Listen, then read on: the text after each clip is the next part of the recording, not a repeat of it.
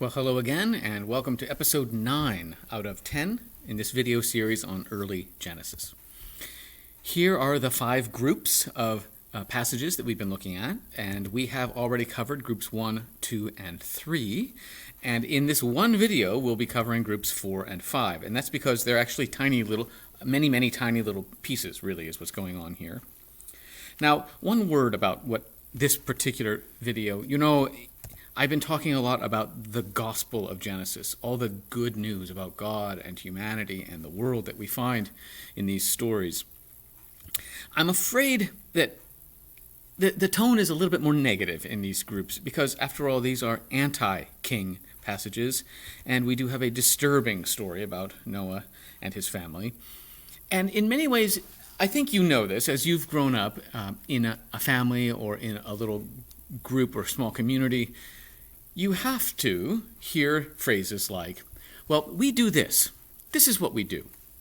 Or I'm sure you've heard phrases like, well, we don't do that. That's not something that we do. That's something we avoid. Well, that is how you create a culture. That's how you create a family culture or any kind of a community culture. That's just what you have to do. You talk about what is, and you have to talk also about what is not to be. And I'm afraid that in groups 4 and 5, it's more like that. This is more, hey, Israelites, we don't do this. So prepare for that, but remember, and I'll say this again at the end, remember that that's all in the context of the good news. So we're talking about, because this is what should be, we have to also talk about what should not be, things that are against what the good. Okay, well, with that, let us turn toward group 4, what I'm calling miscellaneous anti-king passages, and we will start with some oddities concerning Cain and his family.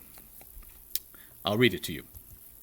Cain made love to his wife, and she became pregnant and gave birth to Enoch. Cain was then building a city, and he named it after his son Enoch. To Enoch was born Arad, and Arad was the father of Mehujael, and Mehujael the father of Methushael, and Methushael the father of Lamech. That gets us very quickly to Lamech, who is the subject here. Lamech married 2 women, one named Adah and the other Zillah. Adah gave birth to Jabal. He was the father of those who live in tents and raise livestock. His brother's name was Jubal. He was the father of all who play stringed instruments and pipes. And Zillah also had a son, Tubal-Cain, who forged all kinds of tools out of bronze and iron. Tubal-Cain's sister was Naamah. Okay, there's lots we could talk about here, but won't.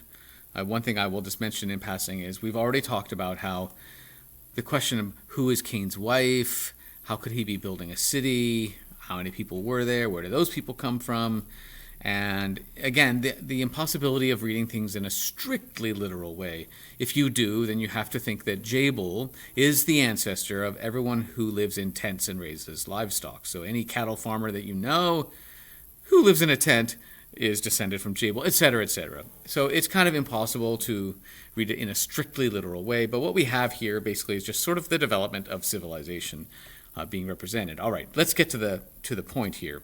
Lamech said to his wives, Adah and Zillah, listen to me. Wives of Lamech, hear my words. Always be wary of someone who speaks of himself in the third person. I have killed a man for wounding me, a young man for injuring me. If Cain is avenged 7 times, then Lamech 77 times. Okay, strange little story here. Let's just see what we can see, though. Cain is building a city. Lamech, his descendant, married 2 women. And Lamech also was involved in huge, violent overreactions to perceived slights. As it turns out, these are all things that characterize ancient Near Eastern kings. It is kings who build cities. It was kings who married multiple women. And ancient Near Eastern kings did react extremely violently to any perceived slights because they considered themselves to be representatives of the gods, in fact, part god, part human, and they, remember, had the freedom to do or to take whatever they wanted. So any slight was a threat to that freedom, and they responded violently. So we have an unsavory character who's doing things that are connected to ancient Near Eastern kings, who is descended from Cain, who really is an unsavory, almost unredeemable character. Remember, everything we have learned about Cain is that the character Cain is concerned only for himself, not for anyone else. So it's unsavory. So behaving like the kings is unsavory and is like Cain, and Cain is the example of dysfunction taken to the next level. Okay, that's that. It's pretty quick. The Nephilim, one of the most confusing Bible passages where scholars everywhere just sort of shrug their shoulders. Here it is in all 4 verses of its glory. When human beings began to increase in number on the earth, and daughters were born to them, the sons of God saw that these human daughters were beautiful, and they married any of them they chose. Then the Lord said, "My spirit will not contend with human beings forever, for they are mortal. Their days will be 120 years. The Nephilim were on the earth in those days, and also afterward, when the sons of God went to the daughters of the human beings and had children by them." Okay, wow. There have been, as you can imagine, all sorts of speculations about what this could mean, but all scholars will admit to you that there just isn't enough like this anywhere in the Old Testament or yet discovered in any ancient Near Eastern documents to really make sense of this in a way that you feel super confident about. However, there is one thing we do know, and what we do know is that, they were the heroes of old, men of renown. Okay, what we do know is that this phrase, sons of God, this is how ancient Near Eastern kings referred to themselves. So ancient Near Eastern kings did take this title upon themselves. They called themselves sons of God or sons of the gods. And so one possible interpretation of this is that this is describing ancient Near Eastern kings taking commoners' daughters, whomever they wanted, just taking whomever they wanted. And that's something else that we know the ancient Near Eastern kings did. Even if these women had married somebody else, if the sons of God, the ancient Near Eastern kings, wanted those women, they just took them. Remember, freedom was for the very, very few, and it meant freedom to do or to take whatever they wanted. And sometimes that taking involved daughters. And so again, whatever the case, one of the things this could be about is the kind of selfish and ultimately violent behavior of ancient Near Eastern kings. And when you consider that the very next verse in the Bible is this: "The Lord saw how great the wickedness of the human race had become on earth, that every inclination of the thoughts of the human heart was only evil all the time." That is how the flood story begins. And so it may very well be that it's behavior like we see in ancient Near Eastern kings. That's the kind of behavior that made God grieve in his heart, because there was violence and wickedness and injustice, and that all comes back to that kind of grasping freedom of the kings. That's that. And now the Tower of Babel. Now we have already looked at the structure of the Tower of Babel story. It is a chiastic passage. It has a central point, and everything radiates out from that central point. But let's go through it and look at the details and understand why that central point was so important and, in fact, so shocking. So let's start. Now, the whole world had one language and a common speech. As men moved eastward, they found a plain in Shinar and settled there. They said to each other, "Come, let us make bricks and bake them thoroughly." They used brick instead of stone and tar for mortar. Okay, they said, "Come, let us build ourselves a city." And I know we're in the middle of a sentence, but I want to stop here and point out to you that what they are building is a city. We call this story the Tower of Babel, and it seems as if it's the tower that's the problem. But actually what they're doing is they're building themselves a city. And later in the story, when the Lord scatters them all over the earth, what we read is they stopped building the city. So this story is actually about a city, not just the tower. But of course, the tower does feature.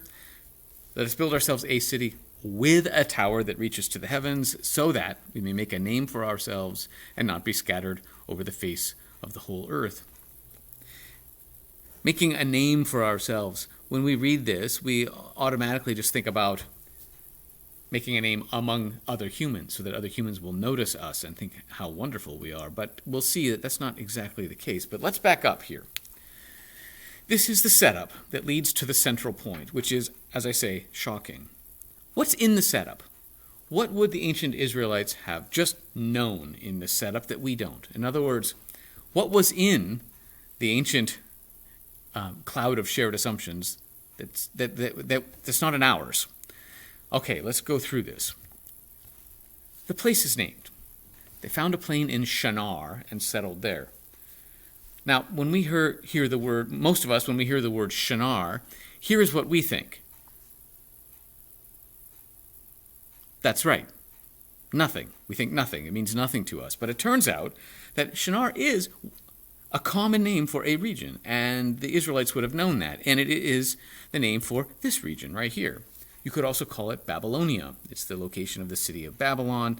It's this part of the Fertile Crescent. Notice that would have been a pretty significant region in the second valley of the Israelite story. And I mean the era of Babylonian captivity. So this story was written in the form we have it today, and the word Shinar was just another word for this area, where the Israelites were in fact located, stranded far from home. Okay, that's Shinar. Now let's go to this next sentence that always makes my students laugh. Come, let us make bricks and bake them thoroughly. Well, actually, this is more than what sounds like a silly sentence. So, you can make mud bricks and you can just set them out and let them air dry. Or you can make mud bricks out of clay and then you can bake them thoroughly, meaning fire them or kiln them.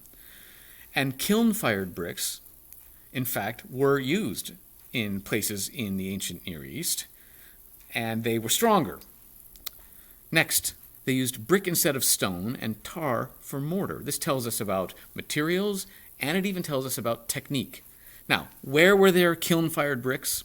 Where was tar used for mortar? Well, it turns out here. We know that here in this region, in Shinar, in Babylonia, that these kinds of things were used. So in the setup, we're being pointed, if we're in the ancient cloud of shared assumptions, we're being pointed to Babylonia. And then we get this. Let us build ourselves a city with a tower that reaches to the heavens.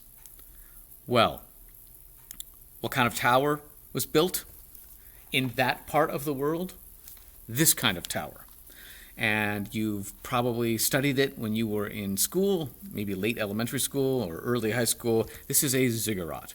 This is a Babylonian ziggurat. Now, ziggurats did not appear as this artist's illustration shows them. They did not appear just on their own as if they had been dropped from the heavens into an otherwise empty desert. So we'll talk about that in just a moment. But one of the things that we do know about ziggurats is that just air-dried mud bricks were used on the insides, but the coverings were made out of kiln-fired bricks to add extra protection from the weather. And so that story really, again, is pointing us toward a ziggurat. Now, a ziggurat never appeared on its own. It always appeared as part of a city. It was always in a city. Let us build ourselves a city with a tower that reaches to the heavens. And so that might have looked something like this. Here's another artist's rendition. At the heart of every big, major ancient Near Eastern city in the region of Shinar, there was a complex that always included three things. A temple to house the gods and to worship the god. The palace for the king. There's the throne room there and a palace there, according to this artist. And a ziggurat, which was always the highest building in the city. They always came together. So when it says build a city with a tower that reaches to the heavens, this is the kind of thing that's being referred to. And again, the ancient Israelites would have known that. Now, at the top of a ziggurat, there was always a shrine. And in that shrine, many scholars believe that in that shrine were put things like food offerings and drink offerings to the gods, or even a place of rest for the gods with a bed that was made and everything was being kept very nice. Why is that?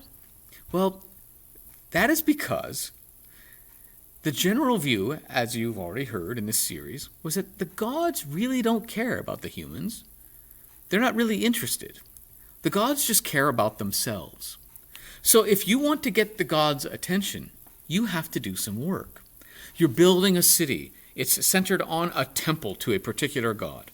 Well, you're going to have to, in a way, trick that god into paying attention and coming down from the heavens and then entering into that temple and being present there.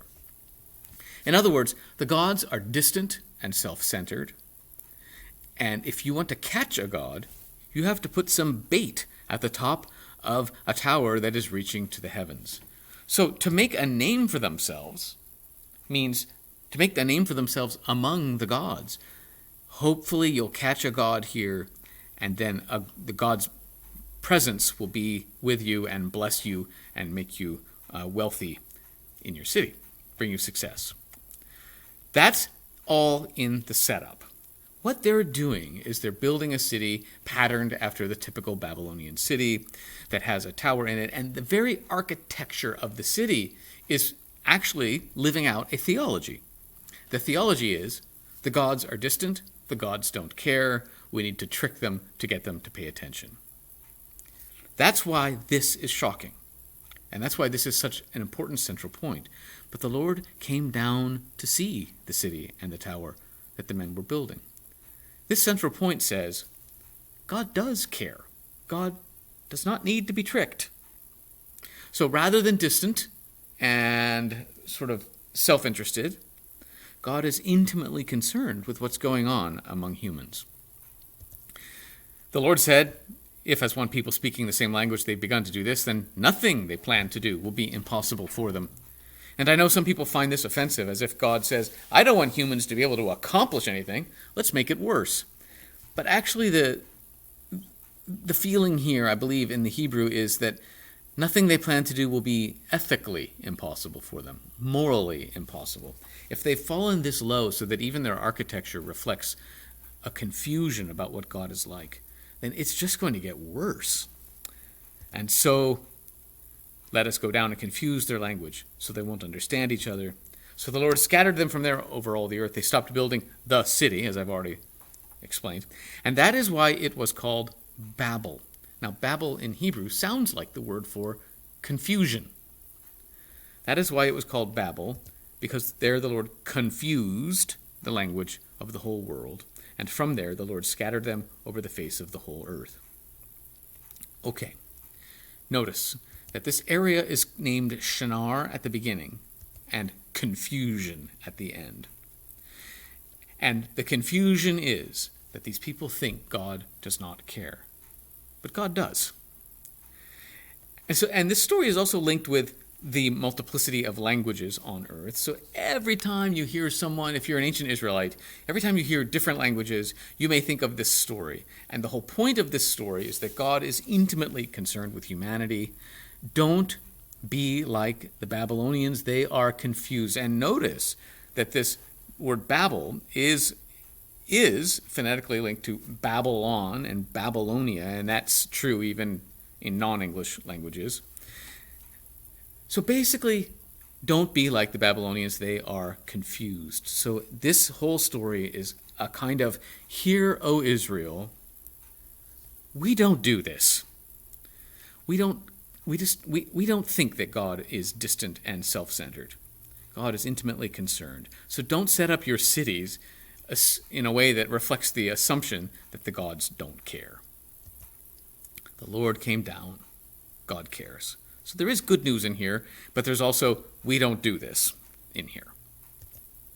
That is group 4.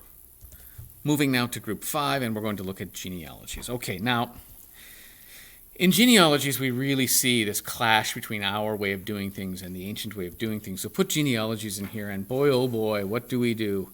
We want to take all the generations and we want to line them up in the proper order. Don't skip anything. Put all the names in order. Write down the exact dates. Exactly. If our cultural OCD shows up in a way that's different from the ancient Near East, it sure is here. Because if there is a genealogy that puts names in the wrong order, we use the word wrong, or leaves names out, boy, we say that's a bad genealogy. It's breaking the rules. But those are our rules. And as usual, things in the ancient Near East were different. In fact, genealogies for them did very different things. They were not just lists. They had all sorts of different functions that went far beyond listing the facts and lining them up. And their genealogies did address primary concerns. Not these, though. Not these primary concerns. So I'm going to have to get rid of these and replace them with some others that are addressed by genealogies. So, are we humans partially divine? Are we descended from the gods or linked with them in some sort of close way? Should we have kings, the Israelites would be asking themselves. Everybody else does. What is our relationship with the various Mesopotamian people groups? And what should that relationship be? Should we live as they do? We will see that all of these primary concerns are addressed by the genealogies in early Genesis. Now, I've hinted at this, and you've heard this so many times in this series, but things were different in the ancient Near East than they are now, and it's important for us to approach these genealogies from their perspective, not ours. Let us not impose our 21st century rules, quote unquote, on the genealogies that we find in Genesis. So, here are some things that is important for you to know. In ancient Near Eastern texts, genealogies often changed the order of the names. They just didn't really care what order the names came in. That seems just so foreign to us, but they didn't care. And the order sometimes reflected the relative importance of the persons that were being named. Sometimes they'd want to put the really important name at the beginning, sometimes at the end. It was rhetoric. It was what would be the most persuasive. The ages assigned to people in these genealogies in the ancient Near East did not necessarily reflect what we would call their actual historical ages. Sometimes those numbers served of other more symbolic purposes, as we'll see. And they were not bothered at all if genealogy skipped generations. This is called telescoping, when genealogies just kind of skip over a bunch of generations in order to just feature the names that are more famous. And there are many examples of this, even in the Old Testament, where you look at different places in the Old Testament, and the number of generations from so-and-so to so-and-so is sometimes 14 generations, and then in another one, 9 generations. And that didn't bother them, because there was a story being told by the genealogy, and that story was not undermined by telescoping. Also, for us, genealogies just serve really just one function: list everybody. But for them, there were all sorts of different functions that genealogies performed. Genealogy sometimes expressed social relationships rather than biological. So in tribal societies, these genealogies were used to describe who is close to us socially and who isn't. Who gets rights and privileges and power and prestige and who doesn't. Genealogies in the ancient Near East often functioned simply as what I'm calling a connective tissue between stories. If you want to link two stories, but there really isn't a link, you just kind of set up a genealogy and you just sort of plow through the generations to get from one story to the next, and then it would feel like it was keeping the story going, making it all one story. And genealogy sometimes made connections between what I'm going to call primeval history and contemporary times or modern times.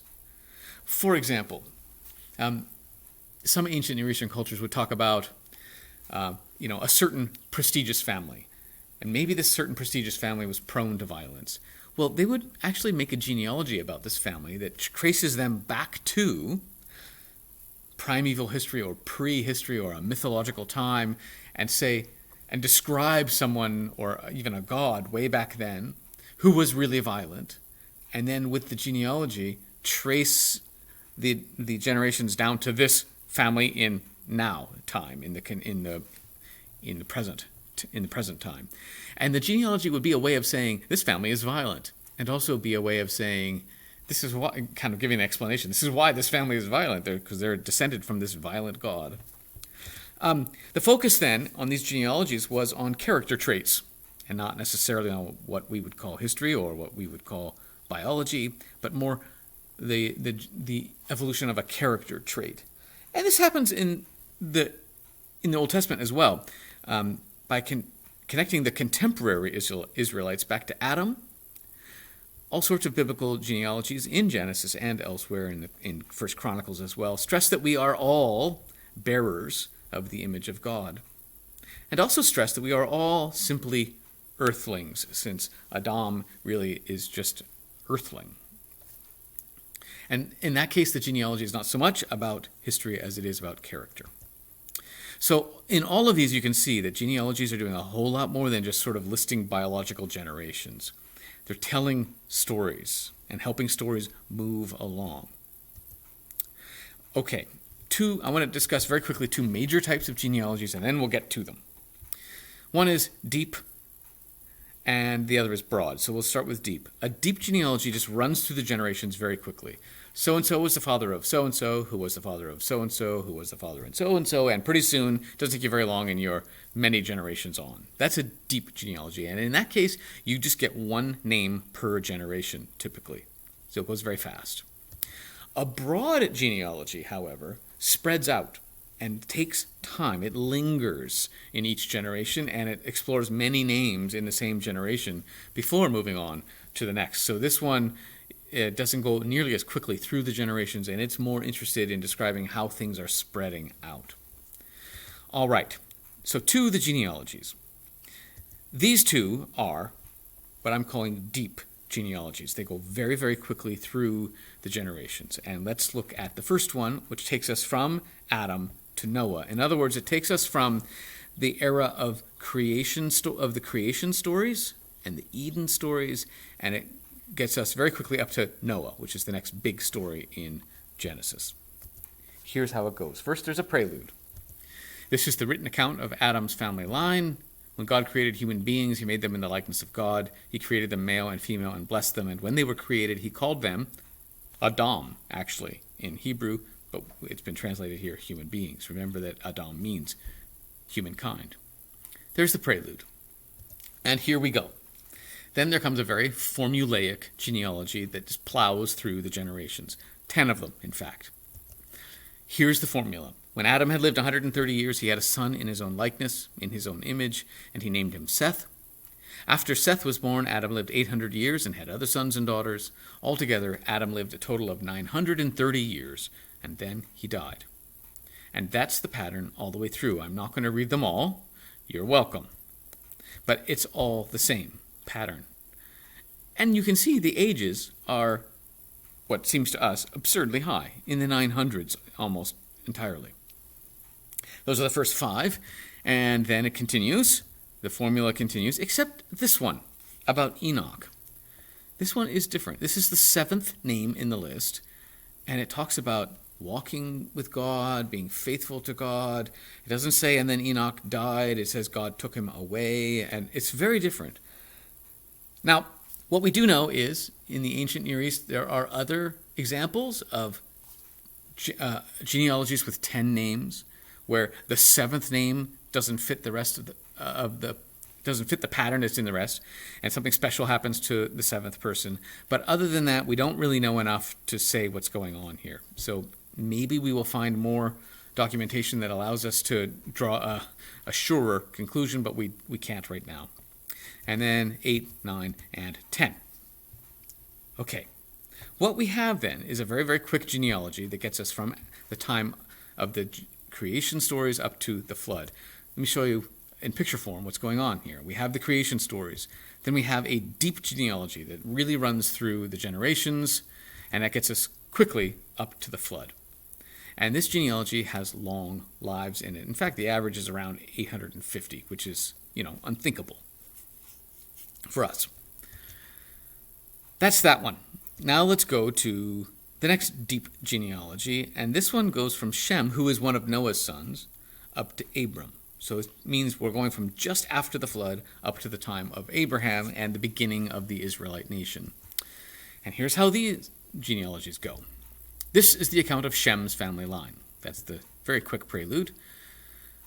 2 years after the flood, when Shem was 100 years old, he became the father of Arphaxad. And after he became the father of Arphaxad, Shem lived 500 years and had other sons and daughters, and on it goes. Here are the first 5 generations, and then we continue on with 6, 7, 8, 9, and then we talk about Abram. So Abram is number 10. So once again, a list of 10. We go through. You'll notice, though, that the ages are coming down. So if you notice here, it's 500, 400s, down to 200, and so the ages are dropping. I don't want to focus so much on the exact ages as the tendency of getting smaller and smaller. So what do we have? Now that the flood story is over, we have a very quick genealogy, a deep genealogy that gets through lots of generations quickly, takes us up to modern times. I want to stop and talk about that for just a brief moment here. Getting to Abraham means getting to what the Israelites would call real history, what they would call their history. Please note, everywhere in the Old Testament, when God is associated with the ancestors, it's God is the God of Abraham, Isaac, and Jacob. That's where it starts for the Israelites. God, the God of Abraham, Isaac, and Jacob. We hear that over and over again. Notice not once do we hear anything like God, the God of Adam, Noah, and Shem. That is not how things are described in quote-unquote real history, in quote-unquote modern times. So this genealogy gets us up to modern times, to real history, to the story of the Israelite nation. And this genealogy has shorter lives. The average comes down significantly. Okay, keep that in mind, and we're going to do with genealogies what we've done with many other things. We're going to look outside the text at what else was already around in the ancient Near East, what was normal, and we're going to see how what we've just described is normal in one way, but shockingly different in another. So here we go. Now, the pre-existing ancient Near Eastern pattern is just the one we've seen. It would start with creation stories, and then there would be a genealogy of kings with long lives that would get us up to the flood story, which again pre-existed the Genesis flood story. And then there would be another genealogy, again of kings, but now the lives are getting shorter, and that gets us up to modern times. In other words, like if this is from Babylon, to the actual history of Babylon. So this is exactly what we've seen in Genesis. Now, I've already touched on it, but we are shocked by these numbers. When we read a genealogy and we read about people living 900 years, that's just unthinkable to us and therefore shocking. Well, I'm here to tell you that these numbers were shocking to the Israelites as well, but not in the same way. Because the Israelites knew what normal was. And normal in the ancient Near East was that in these longer lives, these kings, these ancient Near Eastern kings, were said to have lived tens of thousands of years. And then when it got shorter, it came down dramatically to only 1,000. But these numbers proclaimed in the ancient Near East that these kings were almost immortal.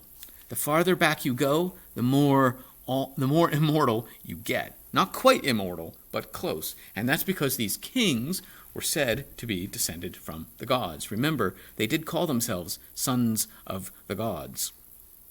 And so they claimed to have God stuff in them as well as human stuff in them.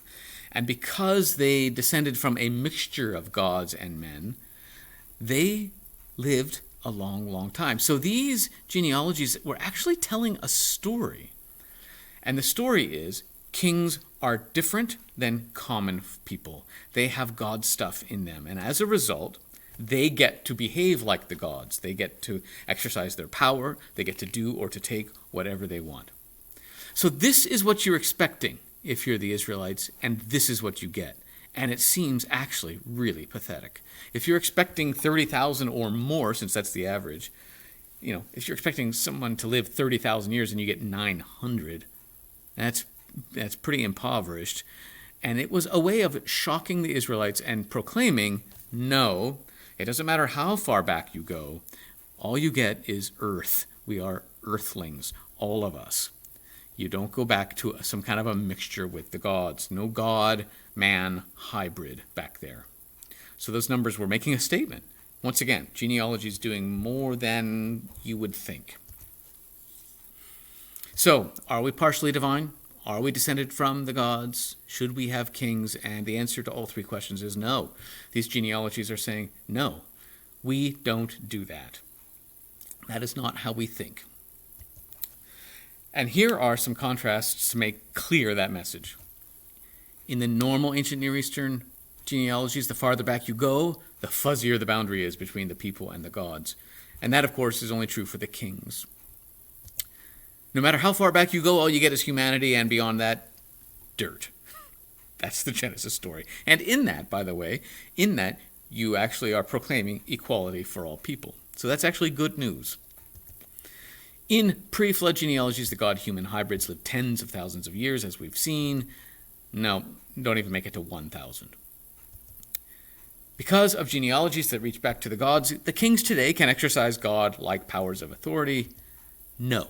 Nobody can exercise that kind of power over anyone else. We are all purely human, and we are all of equal worth. So no one should be able to exercise that kind of do or take whatever I want power over anybody else. The distinction between the world and the gods is not always clear in the ancient Near East, but God is God in early Genesis, and creation is creation. And it's not really possible to confuse the two as you read through early Genesis. The normal ancient Near Eastern understanding was that kingship is a gift from the gods, that kingship is the source and the preserver of civilization, and kingship is the primary link between humanity and the gods. It is, in fact, a mixture. But in Israelite culture, kingship is to be rejected precisely because it represents a fuzziness between God and people. God and humanity are distinct. Again, that comes through very clearly in early Genesis. And in fact, in early Genesis, no kings are ever mentioned. It's a strange silence in a time and place when kings were the norm. That is how these three primary concerns are addressed. And now we will move on to these next three questions. And that is about the Israelite relationships with the other people groups around them. So we are going to move from those deep genealogies to a broad genealogy. But that broad genealogy starts with a disturbing story. Now, it feels like it's just a standalone story, but I will hope to convince you that no, it's actually deliberately a lead-in to the broad genealogy that follows. All right, let's experience this disturbing story. The sons of Noah who came out of the ark were Shem, Ham, and Japheth. Ham was the father of Canaan. Okay, thank you. Now, that's going to actually be important, so I'm going to highlight it and leave it there for you. These were the three sons of Noah, and from them came the people who were scattered over the whole earth. Noah, a man of the soil, proceeded to plant a vineyard. When he drank some of its wine, he became drunk and lay uncovered inside his tent. And this is why this story doesn't show up in the picture books for children very often, because it's not a story for children. Anyway, let's keep going. Ham, who, by the way, was the father of Canaan, I don't know if I've mentioned that yet, saw his father's nakedness and told his two brothers outside. But Shem and Japheth, the other two, the good ones, took a garment and laid it across their shoulders. Then they walked in backward and covered their father's nakedness. And just in case you didn't understand that, you are now told. Their faces were turned the other way so that they would not see their father's nakedness. Unlike Ham. When Noah awoke from his wine, I have to admit, I love that phrase. When Noah awoke from his wine and found out what his youngest son had done to him, now that strikes us as odd, that somehow he's the one who got drunk and passed out and was just lying there naked, but somehow he feels that the youngest son has done something to him by actually noticing that he was naked. Noah said, And before we get to what Noah said, I do want to point out that this, in fact, is the only time we hear Noah say anything. Through the 3 chapters of the flood story, Noah says nothing. Nothing. This is the only time Noah speaks. And here's what Noah says. Cursed be Canaan! Canaan. It's Ham who did it. But cursed be Canaan. Ham is the father of Canaan, as I believe I have mentioned. And so what we're getting here is we're not just cursing Ham, the son who looked at his father's nakedness. We're cursing Ham's family. Cursed be Canaan, the lowest of slaves will he be to his brothers. He also said, Praise be to the Lord, the God of Shem. May Canaan be the slave of Shem. May God extend Japheth's territory. May Japheth live in the tents of Shem. And may Canaan be the slave of Japheth. I think you're maybe getting a sense now as to why Noah isn't portrayed as talking much during the flood story. It would have really kind of killed the vibe. Anyway, then we get this. After the flood, Noah lived 350 years. Noah lived a total of 950 years, and then he died. And then you realize, oh, that's a genealogy formula there at the end. This is meant to be still part of the genealogy. This is something we're to know, and it's connected to genealogies. And before we go on to the very next verse and see the broad genealogy that follows, just notice something here. I don't know if you picked up on it, but Ham and Canaan are bad. And so there's a negative emotion connected to Ham and Canaan. They're kind of dirty. They're the kind of people who would look at their father's nakedness, and they should be excluded from the family. Okay, let's go on to the broad genealogy, sometimes called the Table of Nations. This is the account of Shem, Ham, and Japheth, Noah's sons, who themselves had sons after the flood. Notice there's Ham, there's the bad one. Okay, let's see what this genealogy is like, this broad genealogy. And what's going to happen is we're going to look at each of these sons one at a time and see what their descendants are. We'll start with Japheth. And we get a list of sons of Japheth, and one of those sons we get a list of names, and then another one of his sons we get a list of names. Well, hold on a second. Suddenly, we're not talking about individuals anymore. We're talking about people groups. And that's one reason why this genealogy is different than the other. We're not just getting individual names, we're also getting entire people groups. So this really is a table of nations. This is a genealogy that's linking not just people, but people groups. And all of these were said to have been descended from Japheth, connected with Japheth, who's the good one. You'll notice that there's nothing particularly interesting or obnoxious in this list. The next one, though, are the sons of Ham. Okay, the bad one. Who is linked with Ham, the dirty one, the one who looks upon his father's nakedness? Well, these sons are Cush, Egypt, Put, and Canaan. Now, hold on. These, at least for sure, are names of nations, countries, and so, in fact, are the others. It's a little bit less known. But Egypt and Canaan certainly are known enemies of Israel. The sons of Cush listed as these folks. The sons of Ramah, that's one of Cush's sons. We get this. Okay, fine. Then we get this. Cush was the father, and that's one of Ham's sons. Cush was the father of Nimrod, who became a mighty warrior on the earth.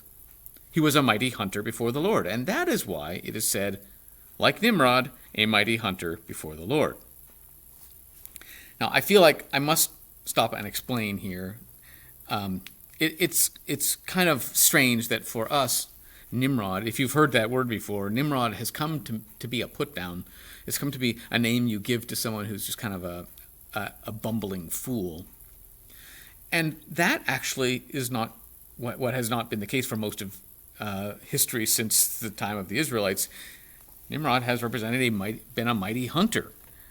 But in the 1940s and 1950s, when Bugs Bunny and Daffy Duck were in the cartoons being chased by the bumbling fool of a hunter, Elmer Fudd, they started to taunt him by calling him my little Nimrod. And that was a taunt that only made sense if you knew the biblical reference. It was sarcasm. Comparing him to a mighty hunter was ridiculous. And so really it was a sarcastic put down, like calling a really bad writer my little Shakespeare or something like that. Well, of course, a lot of people didn't get the biblical reference, and so the word got disconnected from its source, and people now no longer know that it was connected to the Bible, and so Nimrod, thanks to those cartoons, has become a put down. Anyway, let's see what happens with Nimrod. The first centers of his kingdom, and by the way, I said no kings were mentioned in early Genesis. This is as close as we get. Nimrod is at least talked about having a kingdom, and so that's as close as we get. But the first centers of his kingdom were, now notice this, we have these known names: Babylon, Akkad, which is associated with Acadia, Shinar, we just studied Shinar, that's the Babylonia region, Assyria, the city Nineveh, and then this idea of a great city. All of these things are known ancient Near Eastern enemies. And so they're all linked with Ham, who is dirty. And this idea of a great city, this is what ancient Near Eastern kings do. They build great cities. That is associated with Ham, who is dirty. The sons of Ham continues. Egypt was the father of, and we have all sorts of people groups, many of which we don't really know much about. But the Philistines, we recognize them. We know those are enemies in the history of Israel. Canaan was the father of all sorts of different Hittites, Jebusites, and other ites, who, many of them are listed later as enemies of Israel, people that Israel has to contend against to establish themselves in the Promised Land.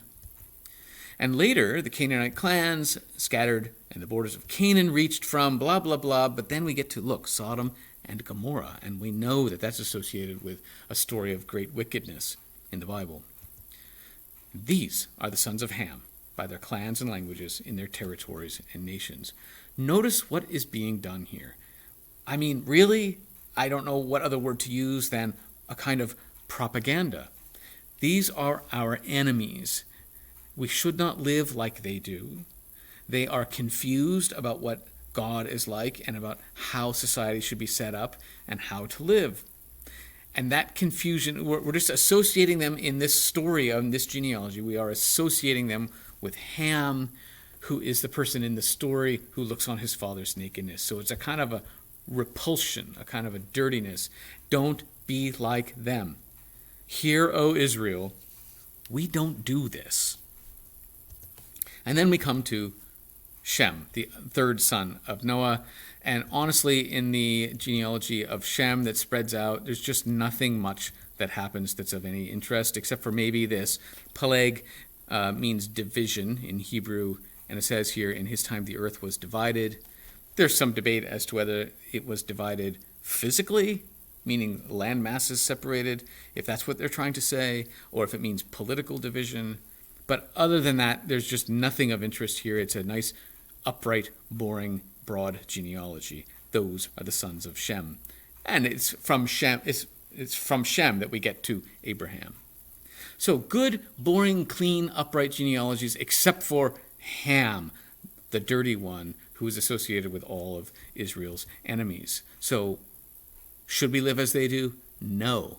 That kind of living is not only confused, as we saw in the Tower of Babel, but it is a kind of dirtiness. It soils what should be a good, clean set of relationships. Okay, well, we have done it. We have made it through all of these passages, and we have seen the good news, especially in the first three groups. This is what we are, Israel. And we've also seen in the last two groups, this is what we are not. This is what we should not be. And as I've said, we need to consider those negative passages only in the context of the positive ones. Because we know how beautiful our relationships could be and how healthy they could be, that's why it's so important to stay away from the confusion and the dirtiness of normal ancient Near Eastern thought. Well, next time we'll have a concluding episode and look at some of the overall themes. and see how early Genesis is actually related to the rest of Genesis in a very brief way. That's all coming next in the last video. But until then, goodbye for now.